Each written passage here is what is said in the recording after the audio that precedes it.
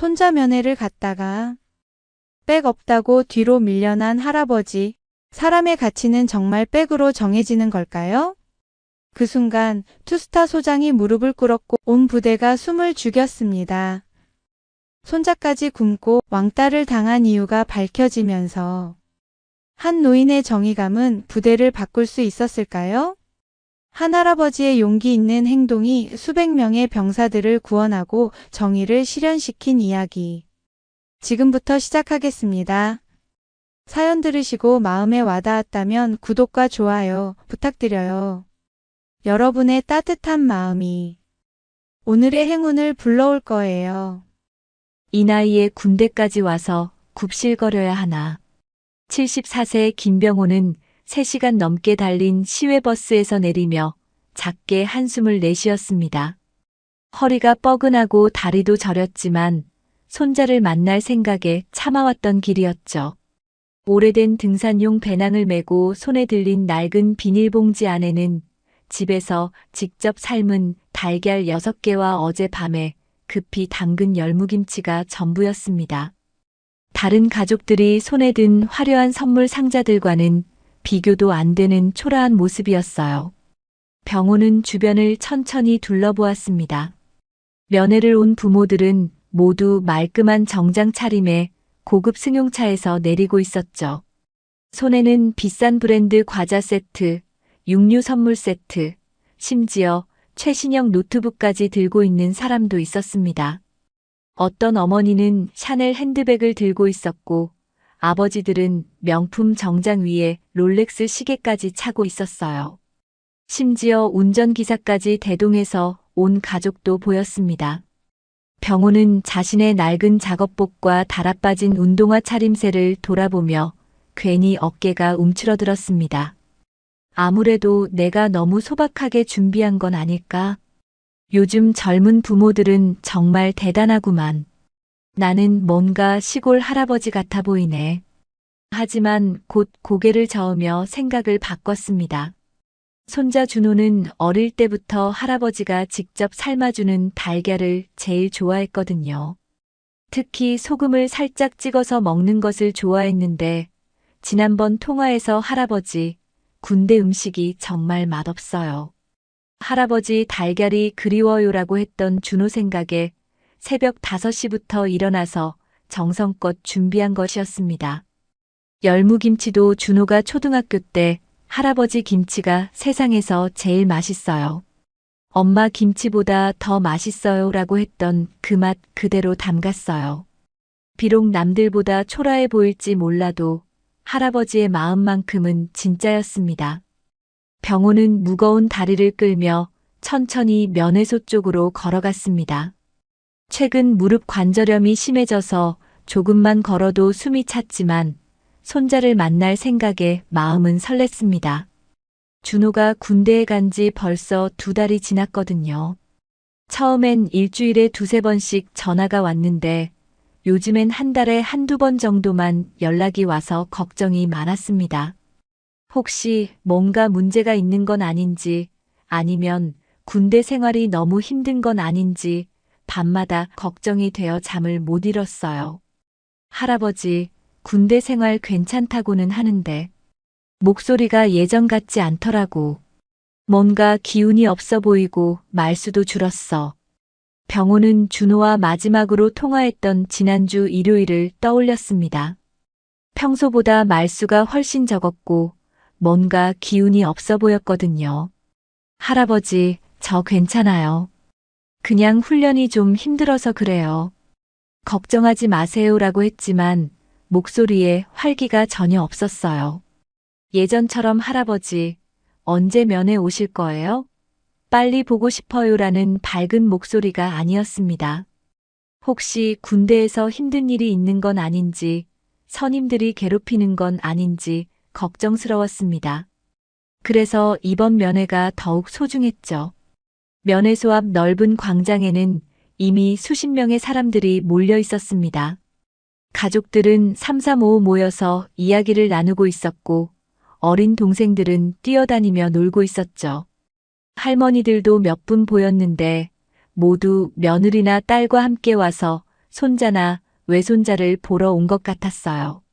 온 가족이 총출동해서 온 경우가 대부분이었습니다.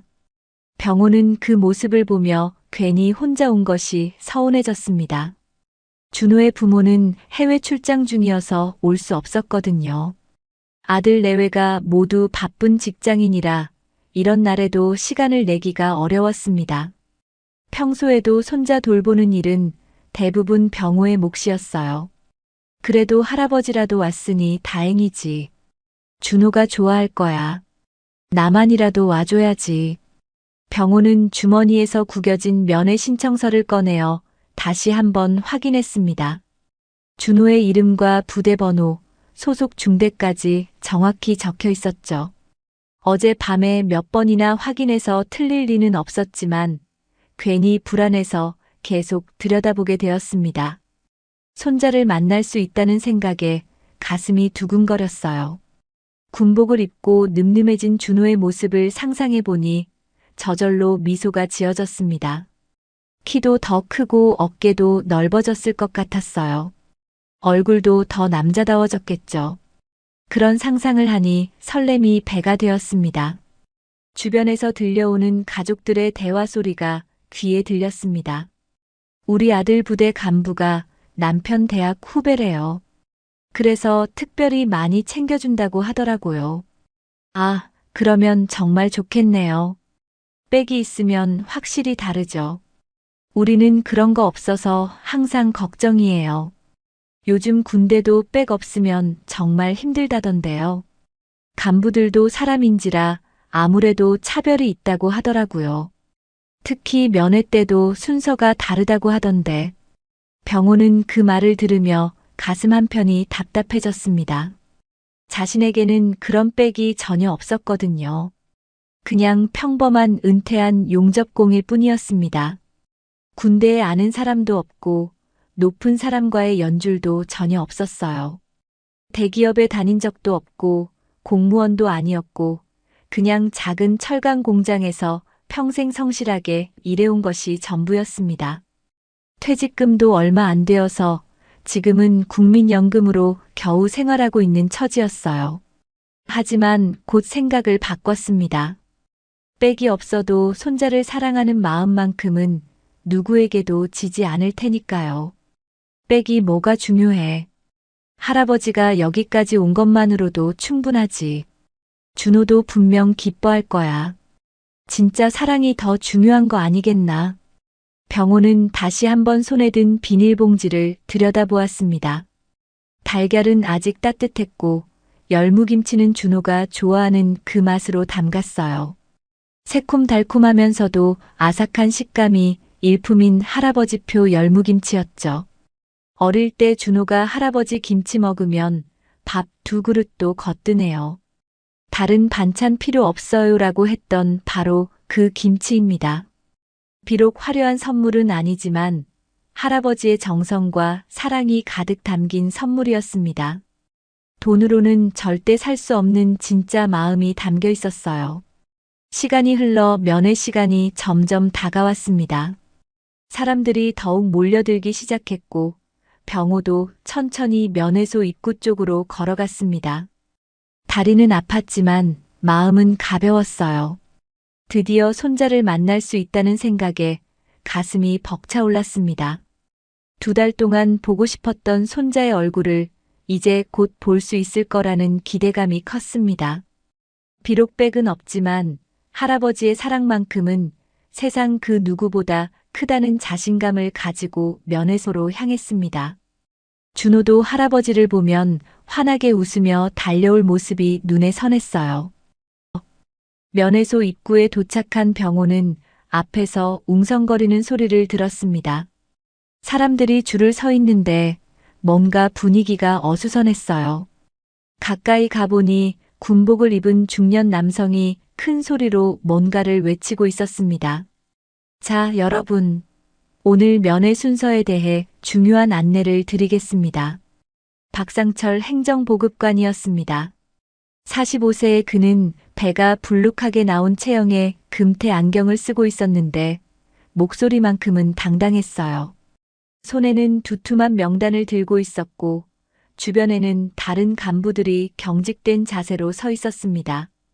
오늘은 특별히 상급 간부 가족분들과 유력 인사 가족분들이 많이 오셨습니다. 그러니까 순서를 특별히 조정해야겠어요. 박상철은 명단을 과시하듯 흔들며 더욱 큰 소리로 외쳤습니다. 먼저 대령급 이상 간부 가족분들부터 들어가시고요.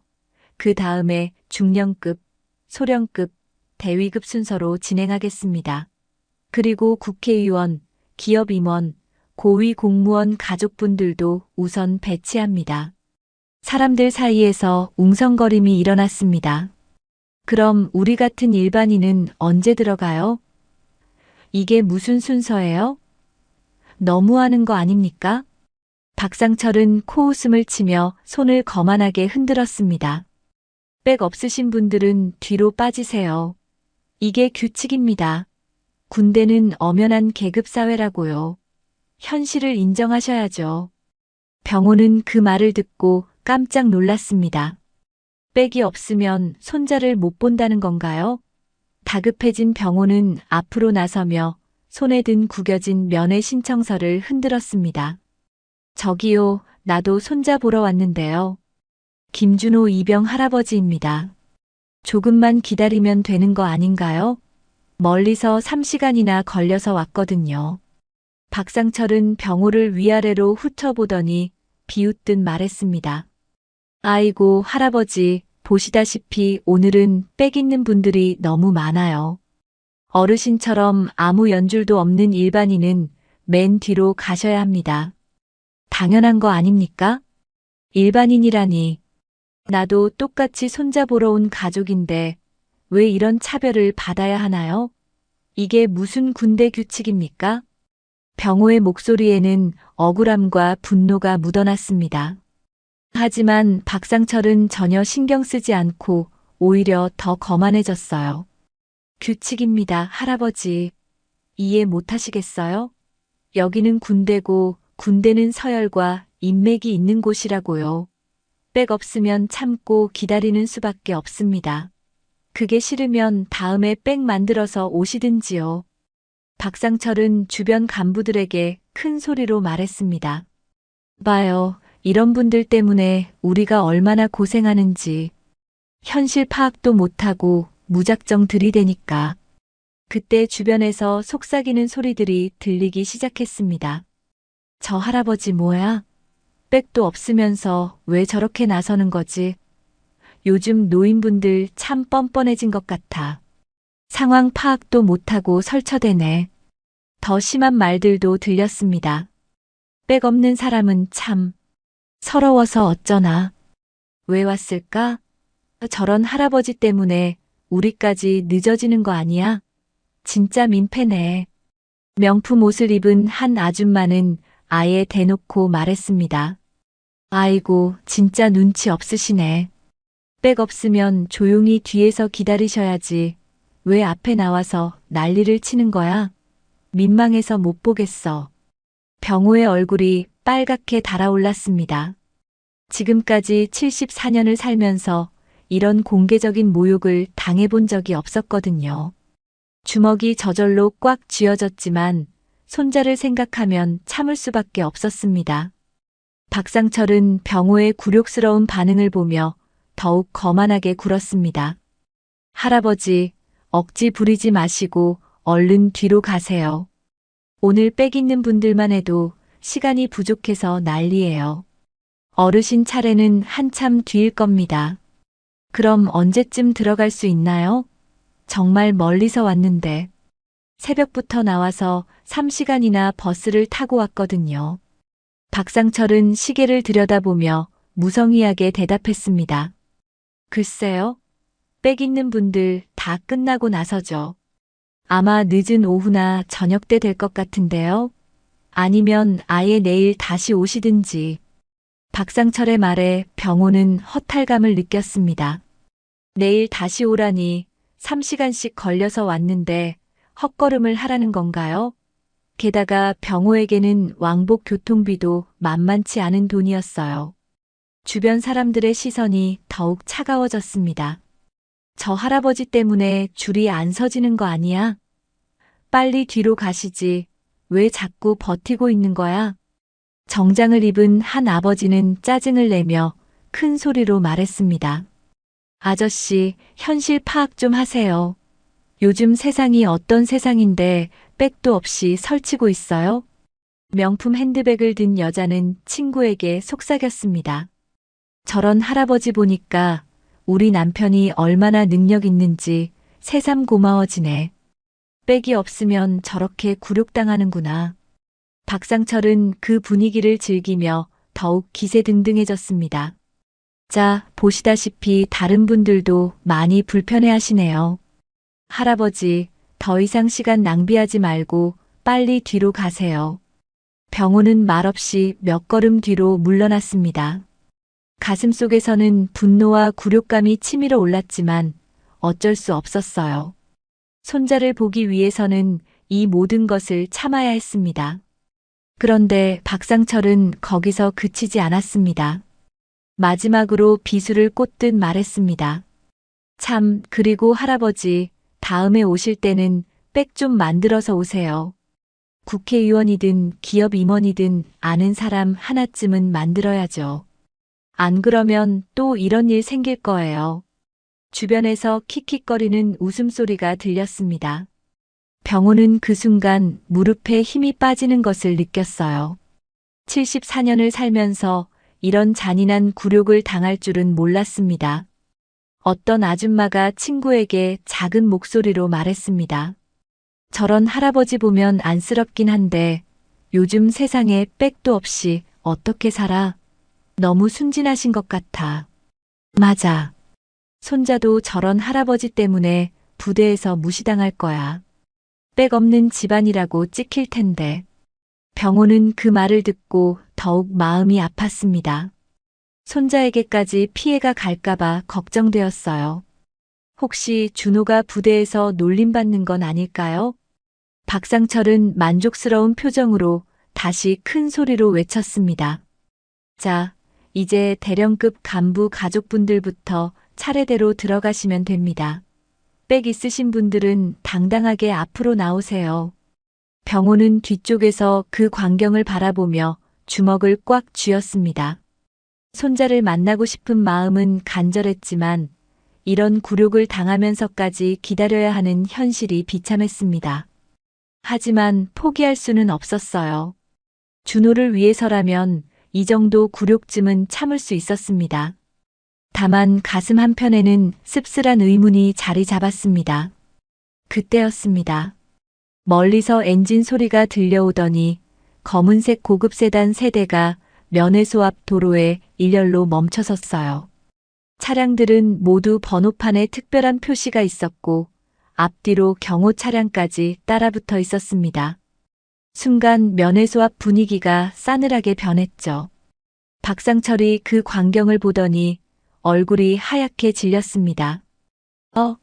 저게 뭐야? 오늘 사단장님이 오신다는 얘기는 없었는데. 망했다. 갑자기 왜 오시는 거야? 간부들이 황급히 뛰어나오기 시작했어요. 사단장님 차량이다. 빨리 대기하라. 정렬. 웅성거리던 면회 가족들도 갑자기 조용해졌습니다. 아이들까지도 뛰어다니던 것을 멈추고 어른들 뒤로 숨었어요. 첫 번째 차량에서 경호원들이 내리더니 주변을 날카롭게 살펴보았고 두 번째 차량에서는 참모들이 긴장한 표정으로 내렸어요. 그리고 마지막 세 번째 차량에서 한 명의 남성이 천천히 내렸습니다. 윤재혁 투스타 소장이었습니다. 62세의 그는 키가 크고 어깨가 넓었으며 군복 위에 붙은 별들이 햇빛에 반짝거렸어요. 걸음걸이부터가 범상치 않았고 얼굴에는 오랜 군 생활로 다져진 카리스마가 묻어났습니다. 사단장님, 영접 나왔습니다. 박상철이 뛰어가며 큰 소리로 외쳤어요. 다른 간부들도 일제히 경례를 붙이며 허둥지둥 달려왔습니다. 아까까지 거만하게 굴던 박상철의 모습은 온데간데 없고 완전히 쫄아 있는 모습이었죠. 박 보급관, 오늘 면회 상황은 어떻습니까? 윤재혁의 목소리는 낮고 위험이 있었어요. 아, 예. 순조롭게 진행되고 있습니다. 상급 간부 가족분들을 우선으로 해서 질서 있게 배치하고 모든 것이 원활하게. 박상철이 말을 하다가 갑자기 멈췄습니다. 윤재혁이 뭔가를 발견한 듯 시선을 고정하고 있었거든요. 윤재혁의 시선이 향한 곳에는 뒤쪽에서 초라하게 서 있는 병호가 있었어요. 저분은 윤재혁이 천천히 걸어가기 시작했습니다. 병호도 그 모습을 보고 깜짝 놀랐어요. 설마 윤재혁인가? 아니, 저 사람이 정말 윤재혁이 맞나? 키도 더 커진 것 같고. 하지만 눈빛은 그때 그 소대장과 똑같아. 윤재혁은 병호에게 다가가더니 몇 걸음 앞에서 멈춰 섰습니다. 두 사람은 잠시 서로를 바라보았어요. 50년 가까운 세월이 흘렀지만 서로를 알아보는 데는 오래 걸리지 않았습니다. 병호 형님, 정말 형님이시군요. 여기 계셨습니까?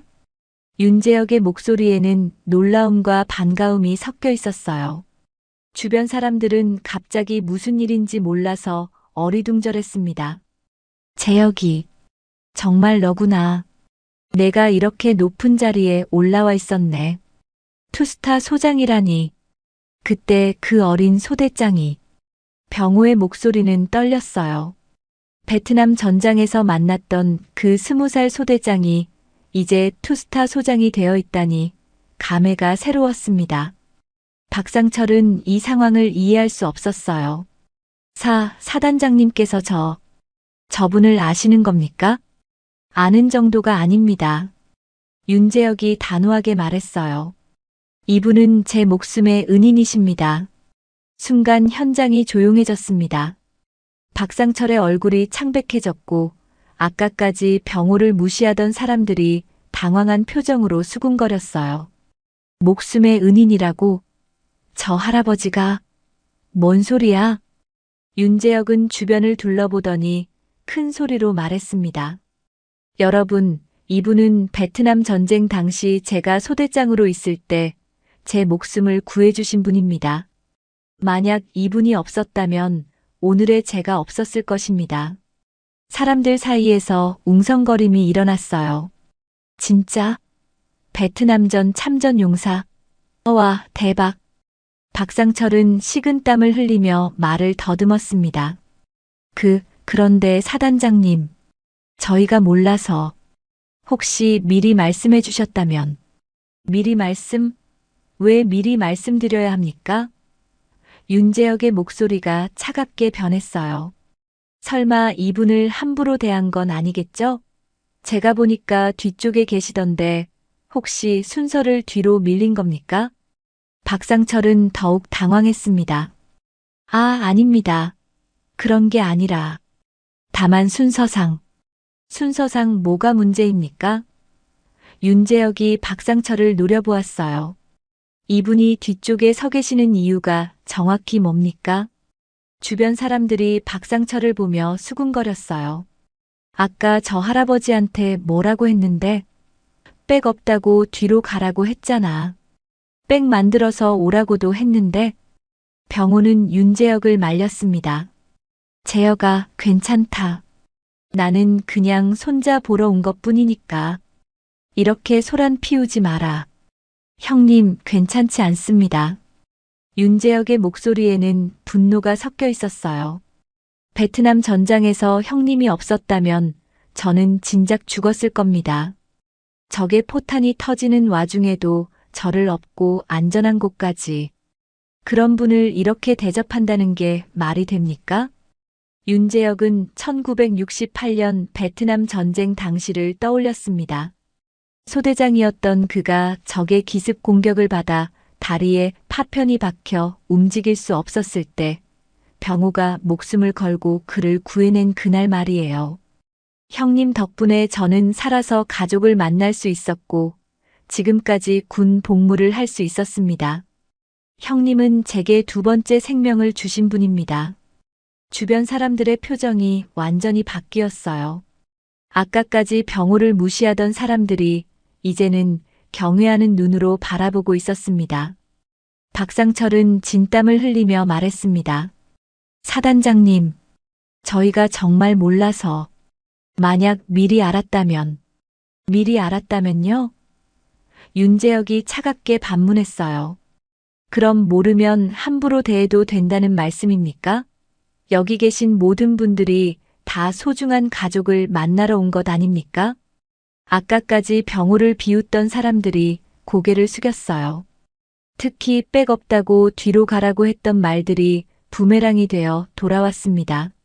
명품 옷을 입은 아줌마는 친구에게 작은 소리로 속삭였어요. 저 할아버지가 진짜 대단한 분이셨네. 우리가 너무 함부로 생각했나 봐. 맞아. 베트남전 참전 용사라니. 나라를 위해 목숨 걸고 싸우신 분인데. 윤재혁은 병호에게 다가가서 정중하게 말했습니다. 형님, 손잡은 면회 때문에 오셨다고 하셨죠? 지금 즉시 모시고 들어가겠습니다. 아니다, 재혁아. 나는 순서대로 기다릴 수 있어. 다른 사람들도 있는데. 형님, 그러지 마세요. 윤재혁이 단호하게 말했어요. 이건 순서의 문제가 아닙니다. 예우의 문제입니다. 박상철은 상황을 수습하려고 급히 말했습니다. 사단장님 말씀이 맞습니다. 지금 즉시 모시고 들어가겠습니다. 하지만 이미 늦었어요. 윤재혁의 눈빛이 차갑게 변해 있었거든요. 뭔가 심상치 않은 일이 벌어질 것 같은 예감이 모든 사람들의 마음을 무겁게 짓눌렀습니다. 박상철은 여전히 상황을 파악하지 못하고 있었습니다. 윤재혁의 차가운 눈빛을 보면서도 자신의 체면을 지키려고 안간힘을 쓰고 있었어요. 사단장 앞에서 자신이 틀렸다는 것을 인정하기가 싫었던 거죠. 사단장님, 물론 이분이 베트남전 참전 용사라면 존경받아 마땅하지만요. 박상철이 말을 이어갔습니다. 하지만 규정은 규정입니다. 다른 백 있는 분들도 많이 와 계시는데 갑자기 순서를 바꾸면 민원이 들어올 수 있거든요. 윤재혁의 표정이 더욱 굳어졌습니다. 민원이라고 하셨습니까? 예, 그렇습니다. 아무래도 이분은 뭐랄까 좀 초라하게 오셨잖아요. 박상철이 병호를 흘끔 보며 말했습니다. 다른 분들은 정장도 입고 선물도 많이 가져오시는데 이분은 비닐봉지 하나만 들고 오셨잖습니까? 아무래도 격이 좀 안 맞는다고 봐야죠. 그 순간이었습니다. 윤재혁이 박상철의 말을 끊으며 큰 소리로 외쳤어요. 박보급관, 지금 뭐 하는 겁니까? 모든 사람들이 놀라서 윤재혁을 바라봤습니다.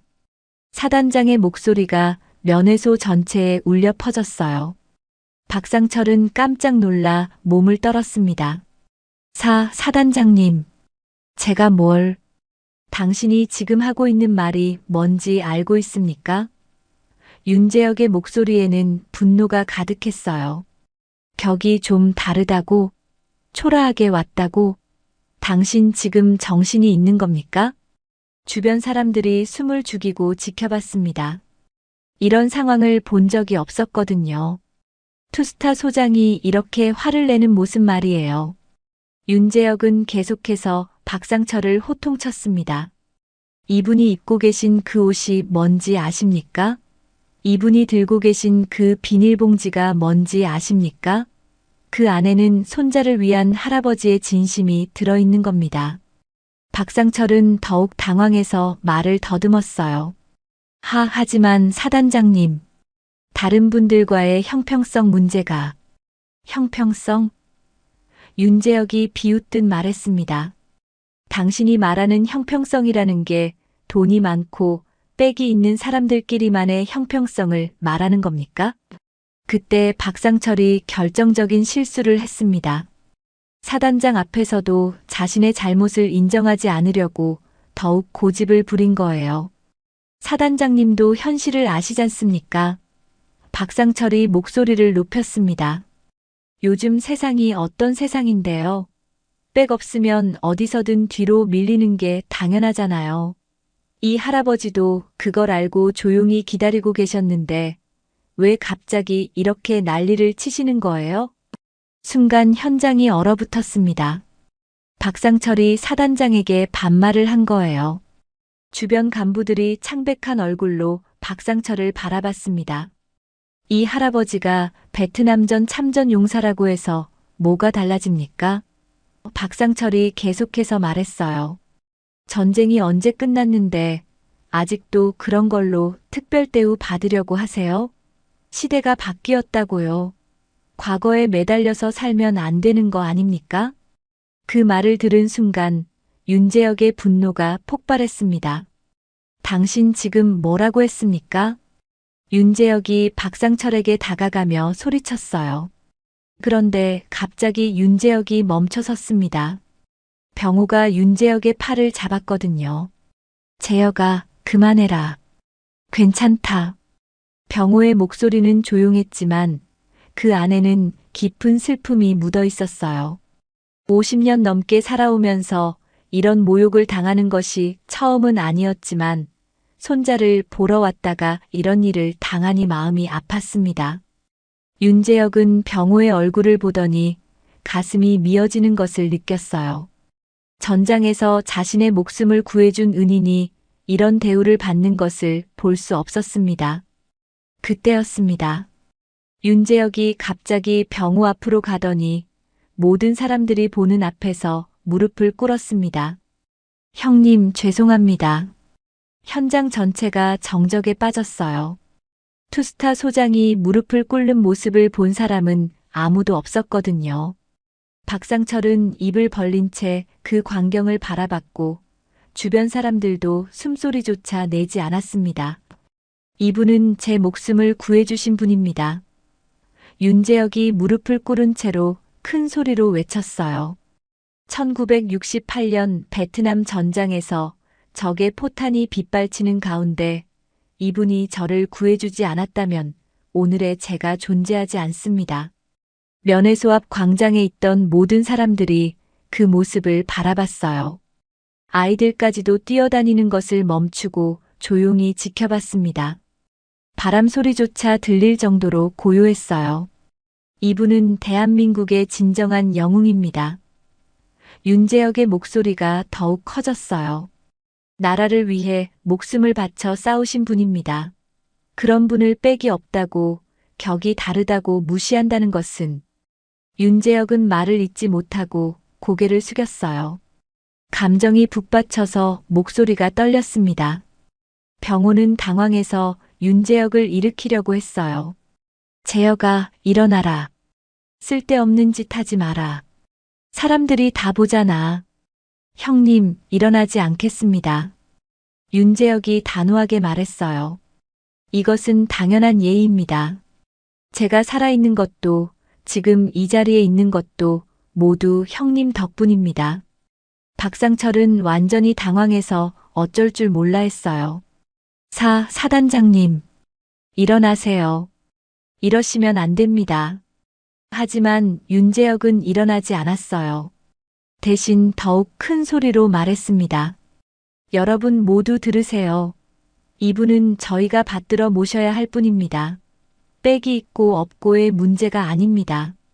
주변 사람들의 표정이 완전히 바뀌었어요. 아까까지 병호를 무시하던 사람들이 이제는 고개를 숙이고 있었습니다. 어떤 아줌마는 눈물을 흘리고 있었어요. 나라를 위해 싸우신 분들을 이렇게 대우해서는 안 됩니다. 윤재혁이 계속 소리쳤어요. 이것은 우리 모두의 부끄러움입니다. 명품 옷을 입은 아줌마가 친구에게 속삭였어요. 우리가 정말 잘못 생각했네. 저 할아버지가 그런 분이셨다니. 정장을 입은 아버지도 고개를 숙이며 말했어요. 참전 용사분한테 그런 말을 했다니.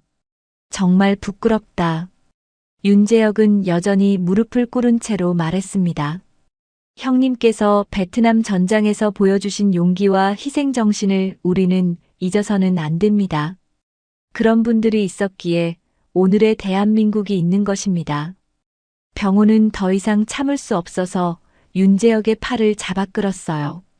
재혁아, 제발 일어나라. 나는 그냥 손자 보러 온 할아버지일 뿐이야. 아닙니다, 형님. 윤재혁이 눈물을 글썽이며 말했어요. 형님은 저에게 영웅입니다. 평생 잊을 수 없는 은인입니다.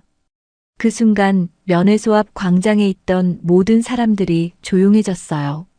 투스타 소장이 무릎을 꿇고 있는 그 모습을 보며 모두가 무언가를 느끼고 있었습니다.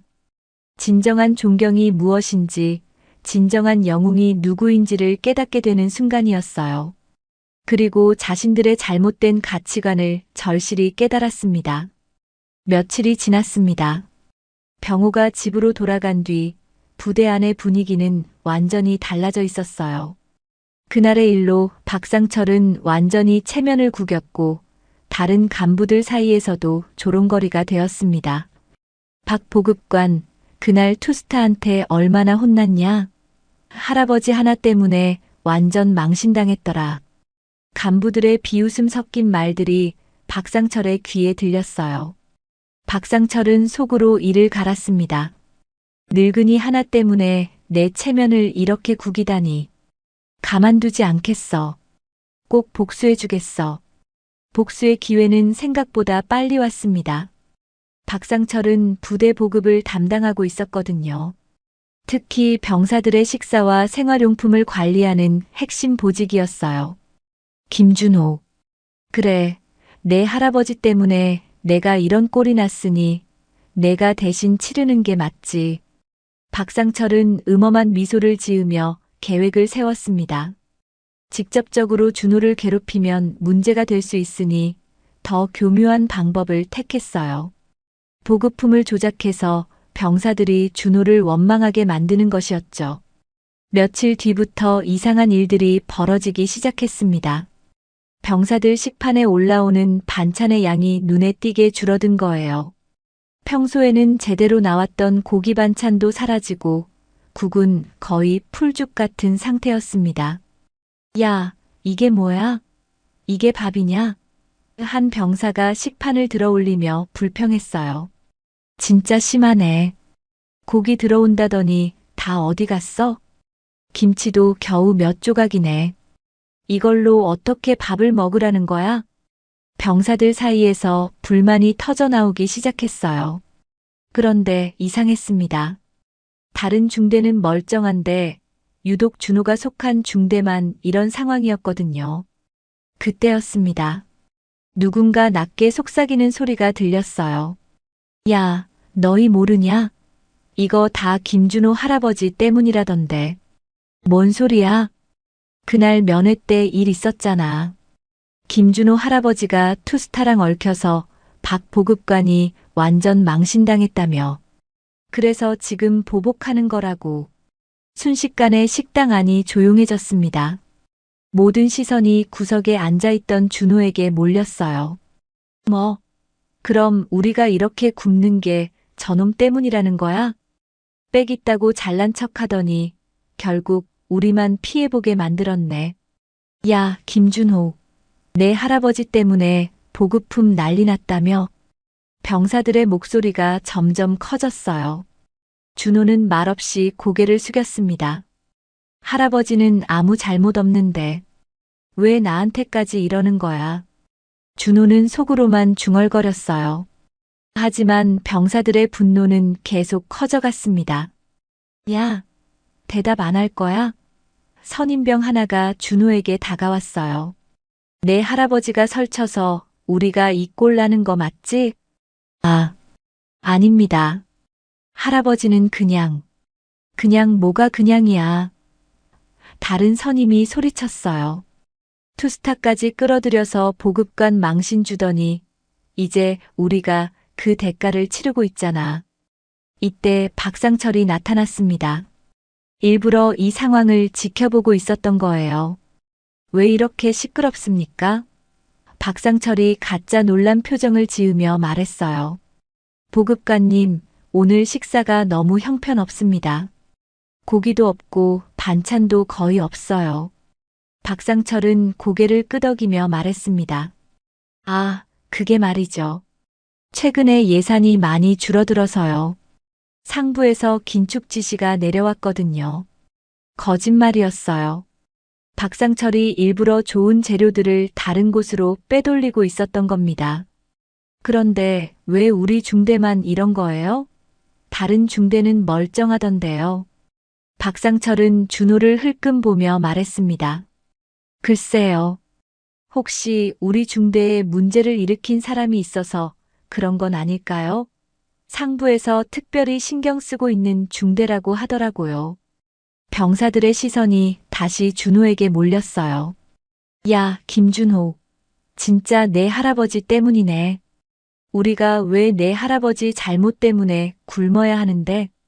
준호는 억울했지만 뭐라고 말할 수 없었어요.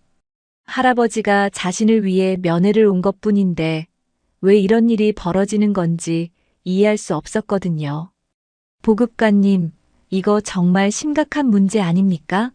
한 선임이 박상철에게 말했어요. 그러게 말입니다. 저도 어떻게 해야 할지.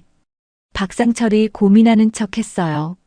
하지만 상부 지시를 어길 수는 없고, 혹시 문제의 근원을 해결할 수 있다면 모르겠지만요. 병사들은 그 말을 듣고 준호를 더욱 원망스럽게 바라봤어요. 야, 김준호. 내가 뭔가 해결책을 찾아야 하는 거 아니야? 내 할아버지한테 연락해서 사과라도 하든지 해. 준호는 눈물이 날 것 같았어요. 할아버지는 잘못한 게 없는데 사과를 하라니 이게 말이 되는 소리인가요? 그날 밤 준호는 잠을 이룰 수 없었습니다. 동료들의 차가운 시선과 원망스러운 말들이 계속 머릿속을 맴돌았어요. 할아버지, 미안해요. 할아버지 잘못이 아닌데. 내가 더 견뎌야 하는 건가요? 준호는 이불을 뒤집어 쓰고 조용히 눈물을 흘렸습니다. 군대에서 가장 힘든 건 훈련이 아니라 이런 인간관계라는 걸 처음 깨달았어요. 다음 날도 상황은 마찬가지였습니다. 식사 때마다 병사들의 불만은 계속되었고 그 화살은 항상 준호에게 향했어요. 김준호 때문에 우리가 계속 이런 식사를 해야 한다니. 진짜 빽 있는 놈들은 문제만 일으키고 책임은 안 지네. 준호는 점점 부대에서 고립되어 갔습니다. 평소에 친했던 동기들도 다른 병사들 눈치를 보느라 준호와 거리를 두기 시작했어요. 박상철은 이런 상황을 보며 만족스러워했습니다. 그래, 이런 맛이지. 늙은이가 나를 망신 줬으니 손자가 대신 치르는 거야. 하지만 박상철은 여기서 그치지 않았어요. 더 큰 복수를 계획하고 있었거든요. 준호의 할아버지뿐만 아니라 준호 자신도 완전히 무너뜨리고 싶었습니다.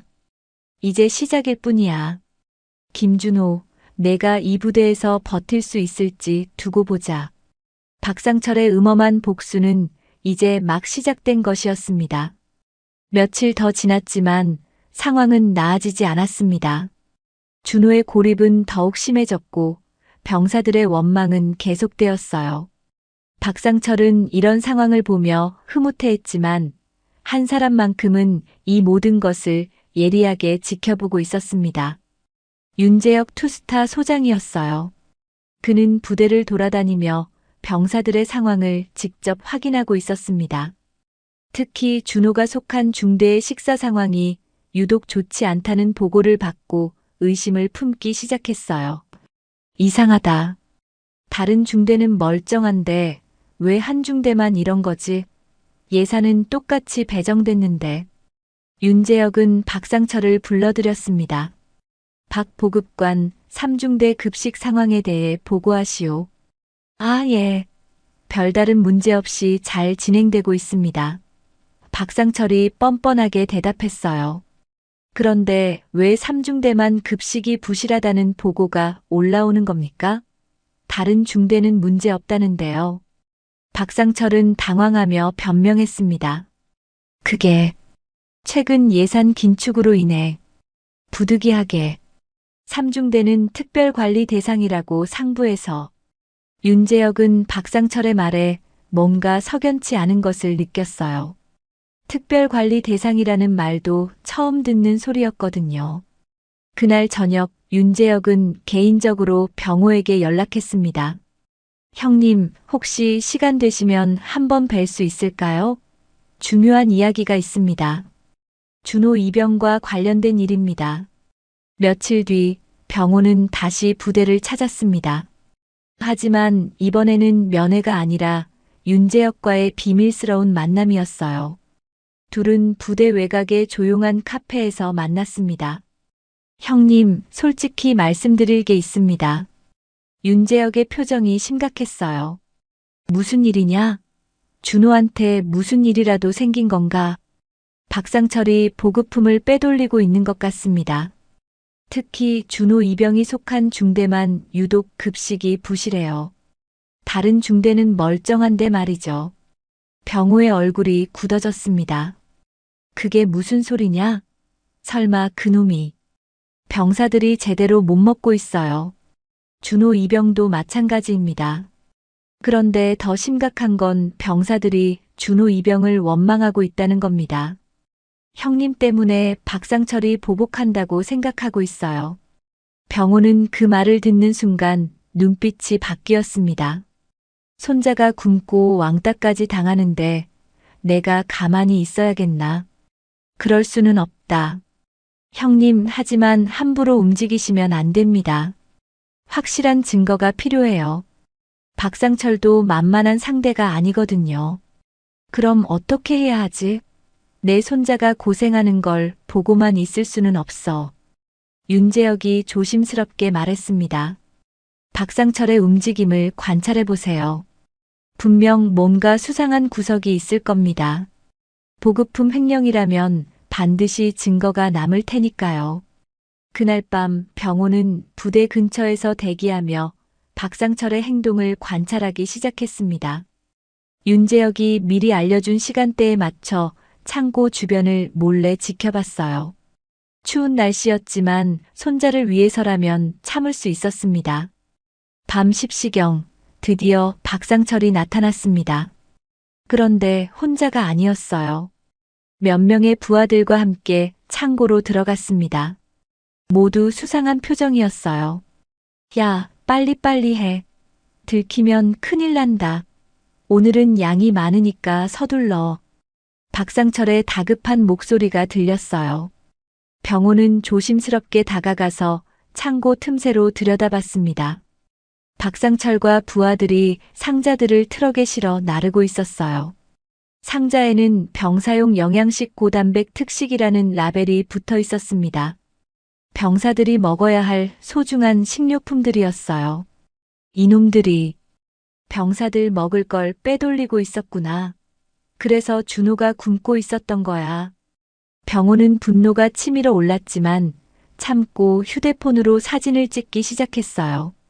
박상철이 직접 상자를 나르는 모습, 트럭 번호판, 상자에 적힌 라벨까지 모든 것을 증거로 남겼습니다. 박 보급관, 이거 팔면 얼마나 받을 수 있어요? 부하 중 하나가 물었어요. 한 상자에 10만 원씩 받기로 했어.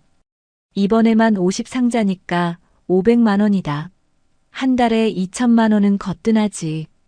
박상철이 흥분해서 말했습니다. 와, 대박이네요. 그럼 완전 떼돈 버는 거네요. 그러니까 들키지 않게 조심해야 한다고. 특히 그 김준호 때문에 신경 쓰이는데 계속 괴롭혀서 전역시켜버리면 돼. 그럼 아무도 의심하지 않을 거야. 병호는 그 말을 듣고 주먹을 꽉 쥐었습니다. 내 놈, 내 손자 밥을 빼앗고도 괴롭히기까지 하다니. 이런 파렴치한 놈이. 박상철은 계속해서 추악한 본심을 드러냈어요. 사실 이것도 다 김병호 그 늙은이 때문이야. 나를 무시한 대가를 치르게 해줄 거다. 손자가 부대에서 못 견디고 나가떨어질 때까지 계속 괴롭힐 거야. 그때까지 보급품도 계속 빼돌릴 수 있고 일석이조지. 보급관님은 정말 대단하세요. 복수도 제대로 하시고 당연하지. 나를 누구라고 생각하는 거야? 감히 늙은이가 나한테 대들어 투스타 앞에서 무릎 꿇게 만들고 말이야. 병호는 더 이상 참을 수 없었습니다.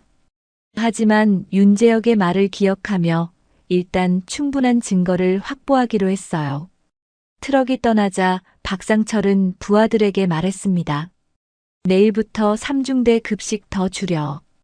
특히 김준호 그놈이 못 견디게 만들어야 해. 아예 굶겨 죽일 기세로. 알겠습니다. 아예 고기는 안 주고 국도 더 묽게 만들죠? 김치도 썩은 거로. 그래, 그렇게 해. 그리고 다른 병사들한테는 김준호 때문이라고 계속 흘려. 결국 견디지 못하고 나가떨어질 거야. 그럼 내 복수도 완성되고. 병호는 이 모든 대화를 녹음했습니다. 분노로 온몸이 떨렸지만 증거 수집을 위해 끝까지 참았어요. 박상철이 떠나고 나서야 병호는 그 자리를 벗어났습니다. 손에는 결정적인 증거들이 들어 있었어요. 사진, 녹음, 그리고 트럭 번호까지. 재혁이한테 이걸 가져가야겠다.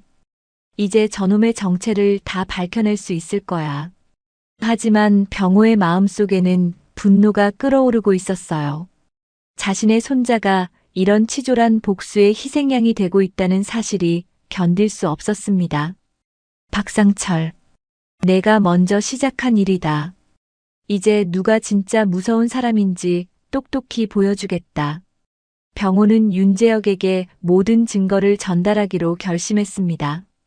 하지만 그보다 먼저 박상철에게 직접 경고를 주고 싶었어요. 더 이상 손자가 고통받는 것을 두고 볼 수는 없었거든요.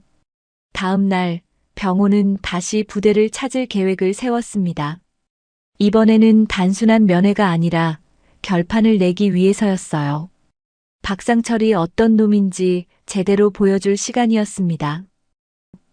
다음 날 오후 병호는 부대에 도착했습니다. 이번에는 면회실이 아니라 직접 박상철의 사무실로 향했어요. 손에는 전날 밤 촬영한 사진과 녹음 파일이 들어 있었습니다. 박상철 보급관 있습니까? 병호가 사무실 문을 거칠게 열고 들어갔어요. 박상철은 병호를 보자 깜짝 놀랐습니다. 아, 김병호 씨. 갑자기 웬일이세요? 면회 시간도 아닌데. 면회하러 온 게 아니다. 병호의 목소리가 차갑게 식어 있었어요. 박상철은 뭔가 불길한 예감이 들었습니다. 그럼 무슨 일로? 병호는 휴대폰을 꺼내 사진을 보여줬어요. 박상철이 밤에 보급품을 빼돌리는 모습이 선명하게 찍혀 있었습니다. 이게 뭔지 설명해 보시죠. 박상철의 얼굴이 새하얗게 변했습니다. 이게 어떻게? 언제 찍은 거예요? 어젯밤에 찍었지. 내가 내 손자 먹을 것까지 빼돌리면서 하는 추잡한 짓거리를 다 봤다. 아, 아닙니다. 이건 오해예요. 그냥 창고 정리를. 병호는 녹음 파일을 재생했습니다. 박상철의 목소리가 또렷하게 들렸어요. 한 상자에 10만 원씩 받기로 했어. 이번에만 50상자니까 500만 원이다. 박상철은 완전히 당황했습니다. 이건 어떻게? 계속 들어보시지. 병호가 차갑게 말했어요. 녹음에서 박상철의 목소리가 계속 흘러나왔습니다. 김준호 그놈이 못 견디게 만들어야 해. 결국 견디지 못하고 나가떨어질 거야. 박상철은 이제 완전히 절망적인 표정이 되었어요. 제발. 이건. 제발은 무슨 제발이야. 병호가 갑자기 목소리를 높였습니다. 내 손자가 내 때문에 굶고 왕따 당하고 있는데 제발은 무슨. 죄송합니다. 정말 죄송해요. 죄송하다고. 지금까지 얼마나 빼돌렸는지 계산해봐. 내 손자만이 아니라 수백 명의 병사들이 굶었을 거 아니야. 박상철은 무릎을 꿇었습니다. 정말 죄송합니다. 앞으로 절대 안 하겠습니다. 안 한다고? 이미 저질러 놓고 안 한다고? 병우가 조롱하듯 웃었어요. 내가 내한테 무릎 꿇게 만들어 달라고 했지? 사단장님 앞에서. 박상철은 그 말을 기억하고 더욱 절망했습니다. 그때는 제가 이제 와서 잘못했다고. 내 손자 고생시키면서 즐거웠지? 복수한다면서 신나했을 거 아니야. 이때 윤재혁이 사무실로 들어왔습니다. 병우가 미리 연락해둔 상황이었어요. 무슨 일입니까? 윤재혁이 일부러 모르는 척 물었어요. 투스타님 잘 오셨습니다. 병우가 증거들을 윤재혁에게 보여줬어요. 박상철 보급관이 보급품을 횡령하고 있었습니다. 윤재혁은 증거들을 보더니 경악했습니다. 이게 사실입니까? 박상철은 바닥에 엎드렸습니다. 투스타님, 저는 지금까지 얼마나 빼돌렸습니까? 윤재혁이 호통을 쳤어요. 그게 한 6개월 정도. 6개월 동안 병사들 굶기면서 돈 벌었다는 거예요? 특히 삼중대는 더 심하게. 박상철은 대답할 수 없었어요. 모든 게 탄로 났으니까요. 병우가 다시 말했습니다. 투스타님, 이 사람이 저한테 한 말도 들어보세요. 또 다른 녹음이 재생되었습니다. 김병호 그 늙은이 때문이야. 나를 무시한 대가를 치르게 해줄 거다. 손자가 부대에서 못 견디고 나가떨어질 때까지 계속 괴롭힐 거야. 윤재혁의 얼굴이 완전히 굳어졌습니다. 박상철, 이게 군인이 할 짓입니까? 죄송합니다. 정말 죄송합니다. 병우가 차갑게 말했습니다. 이제 내가 무릎 꿇을 차례다. 제대로 된 곳에서 말이야. 윤재혁이 즉시 행동에 나섰습니다. 박상철 보급관, 지금부터 모든 직무에서 정지됩니다. 즉시 헌병대에 넘기겠습니다. 안 됩니다. 제발 한 번만 봐주세요. 한 번만? 6개월 동안 병사들 굶기고 한 번만? 윤재혁이 분노했어요. 병우는 박상철을 내려다보며 말했습니다. 내가 내 손자한테 뭐라고 했지? 할아버지가 나를 무릎 꿇게 만들었으니 손자가 대신 치르라고 했지? 그건 제가 화가 나서. 그럼 이제 내가 화났으니까 내가 치르는 거야. 내 인생을 걸고 말이다. 박상철은 완전히 무너졌습니다. 제발, 정말 제발. 제발은 굶고 있는 병사들한테 해라. 병우가 단호하게 말했어요. 윤재혁이 헌병을 불렀습니다. 박상철 중령을 즉시 구속하세요. 보급품 횡령과 직권남용 혐의입니다. 헌병들이 들어와 박상철을 끌고 나갔습니다. 박상철은 끝까지 용서를 빌었지만 아무도 들어주지 않았어요. 투스타님, 이제 삼중대 급식 정상화해 주세요. 병우가 말했어요. 당연합니다. 즉시 조치하겠습니다. 그리고 김병호 씨, 정말 고생하셨습니다. 고생은 무슨, 내 손자가 고생했지. 윤재혁은 즉시 삼중대로 향했습니다. 병사들에게 진실을 알려야 했어요. 식당에 모인 병사들에게 윤재혁이 말했습니다. 여러분, 중요한 발표가 있습니다. 준호도 다른 병사들과 함께 앉아 있었어요. 여전히 다른 병사들의 차가운 시선을 받고 있었습니다. 그동안 삼중대 급식이 부실했던 이유를 밝혀냈습니다. 윤재혁이 엄숙하게 말했어요. 병사들이 술렁였습니다. 박상철 보급관이 보급품을 횡령했습니다. 김준호 이병관은 전혀 무관한 일이었습니다. 병사들이 깜짝 놀랐어요. 준호를 바라보던 시선들이 부끄러운 표정으로 바뀌었습니다. 박상철은 개인적인 감정으로 삼중대만 차별했습니다. 즉시 구속되었고 오늘부터 급식이 정상화됩니다. 준호는 눈물이 났어요. 드디어 오해가 풀렸거든요.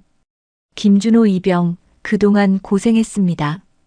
윤재혁이 준호에게 말했어요. 준호는 고개를 숙였습니다. 감사합니다. 다른 병사들도 준호에게 사과하기 시작했어요. 준호야, 미안하다. 우리가 오해했어. 할아버지가 정말 대단하시구나. 진실을 밝혀내시다니. 준호는 할아버지의 사랑을 다시 한번 느꼈습니다. 할아버지가 자신을 위해 얼마나 노력했는지 알 수 있었어요. 그날 저녁 준호는 할아버지와 통화했습니다. 할아버지, 정말 고맙습니다. 고맙긴 뭐가 고마워. 할아버지가 당연히 해야 할 일을 한 거지. 준호는 눈물을 흘리며 감사를 표했어요. 드디어 평범한 군 생활을 할 수 있게 되었거든요. 박상철의 추악한 복수는 이렇게 막을 내렸습니다. 며칠 뒤 박상철의 구속 소식이 부대 전체에 퍼졌습니다. 군검찰청에서 본격적인 수사에 착수했고 박상철의 횡령 규모가 상상을 초월했다는 사실이 밝혀졌어요. 야, 들었냐? 박상철 그 새끼 횡령한 게 몇 억이래. 한 간부가 흥분해서 말했어요. 몇 억? 진짜? 다른 간부가 놀라며 물었습니다. 6개월 동안 2억 넘게 빼돌렸다고 하더라. 완전 미친놈이었네. 그럼 우리 병사들이 그동안 얼마나 굶었겠어? 특히 삼중대는. 간부들 사이에서도 박상철에 대한 비난이 쏟아졌어요. 그동안 박상철을 두둔했던 사람들도 이제는 그를 욕하기 바빴습니다. 한편 준호의 상황은 완전히 달라져 있었어요. 병사들이 진실을 알게 된 후로 준호에 대한 태도가 180도 바뀌었거든요. 준호야, 진짜 미안하다. 우리가 너무 심했어. 선임병 하나가 준호에게 진심으로 사과했어요. 괜찮습니다. 다 지나간 일이에요. 준호가 담담하게 대답했습니다. 아니야, 괜찮지 않아. 우리가 너한테 얼마나 심하게 했는데. 진짜 할아버지가 대단하시다. 우리 같으면 진작 포기했을 텐데. 다른 병사들도 하나둘씩 준호에게 다가와 사과하기 시작했어요. 준호야, 우리가 정말 잘못했어. 할아버지 덕분에 진실이 밝혀져서 다행이야. 맞아, 너희 할아버지 진짜 멋있으시다. 손자 위에서 그렇게까지 하시다니. 우리도 할아버지한테 사과드려야겠어. 정말 죄송하다고. 준호는 동료들의 진심 어린 사과를 받으며 마음이 따뜻해졌어요. 그동안의 서운함이 눈 녹듯이 사라졌습니다. 며칠 후 윤재혁이 준호를 따로 불렀습니다. 김준호 이병, 이번 일로 고생 많았습니다. 아닙니다, 투스타님. 할아버지께서 해결해 주신 일이에요. 아니에요. 당신도 충분히 힘들었을 텐데 잘 견뎠습니다. 그리고 할아버지께 전해드리고 싶은 말이 있어요. 윤재혁은 진심 어린 표정으로 말을 이었습니다. 할아버지께서 보여주신 건 단순한 가족애가 아니었어요. 정의를 위한 용기였습니다. 덕분에 수백 명의 병사들이 구원받았어요. 준호는 고개를 끄덕였습니다. 제가 할아버지께 전해드리겠습니다. 그날 저녁 준호는 할아버지와 긴 통화를 했어요. 할아버지, 투스타님께서 하신 말씀 전해드려요. 할아버지 덕분에 수백 명의 병사들이 구원받았다고 하시네요. 그런 거창한 건 아니고 그냥 내 손자가 고생하는 걸 볼 수 없었을 뿐이야. 할아버지, 정말 고맙습니다. 할아버지가 없었다면 저는 정말 어떻게 됐을지 몰라요. 준호야, 할아버지가 항상 말했잖니. 세상에는 나쁜 사람도 있지만 좋은 사람이 더 많다고. 이번 일로 그걸 증명했잖아. 준호는 할아버지의 말에 깊이 공감했어요. 윤재혁 투스타 그리고 진실을 알고 나서 진심으로 사과한 동료들을 보면서 세상에 좋은 사람이 더 많다는 걸 실감했거든요. 한 달 후 드디어 박상철의 1심 판결이 내려졌습니다. 군법회의에서 징역 5년과 벌금 3억 원이 선고되었어요. 박상철 중령은 군 보급품을 상습적으로 횡령하고 개인적 감정으로 특정 부대원을 차별 대우한 죄로 징역 5년에 처한다. 판사의 선고가 내려지는 순간 방청석에 앉아있던 병호는 조용히 고개를 끄덕였어요. 정의가 실현되는 순간이었습니다. 박상철은 법정에서 끝까지 탄원서를 냈지만 받아들여지지 않았어요. 재판장님, 저에게도 가족이 있습니다. 한 번만 기회를 주세요. 하지만 판사는 단호했습니다. 피고인은 군인으로서의 기본 의무를 저버리고 병사들의 생명과 직결된 급식을 농락했습니다. 개인적 감정으로 특정인을 괴롭힌 것은 더욱 용서할 수 없는 일입니다. 박상철은 결국 구치소로 끌려갔고 그의 군 생활은 완전히 끝이 났어요. 이 소식을 들은 부대 병사들은 모두 안도의 한숨을 쉬었습니다. 드디어 끝났네. 박상철 그 새끼 완전히 망했다. 5년이면 적당한 것 같아.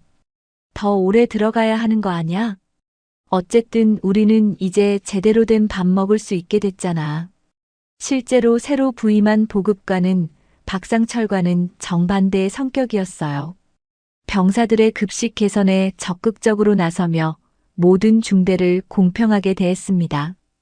여러분, 앞으로는 모든 중대가 동일한 급식을 제공받을 것입니다.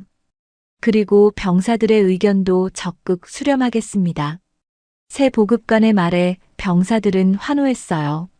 한편 준호는 부대에서 완전히 새로운 사람이 되어 있었습니다.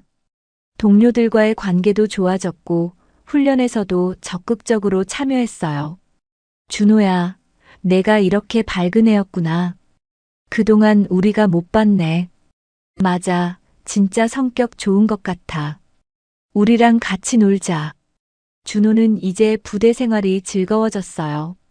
더 이상 혼자가 아니었거든요. 몇 달 후 준호의 군 생활도 막바지에 접어들었습니다. 저녁을 앞둔 어느 날 윤재혁이 준호를 다시 불렀어요. 김준호 이병, 곧 저녁이네요.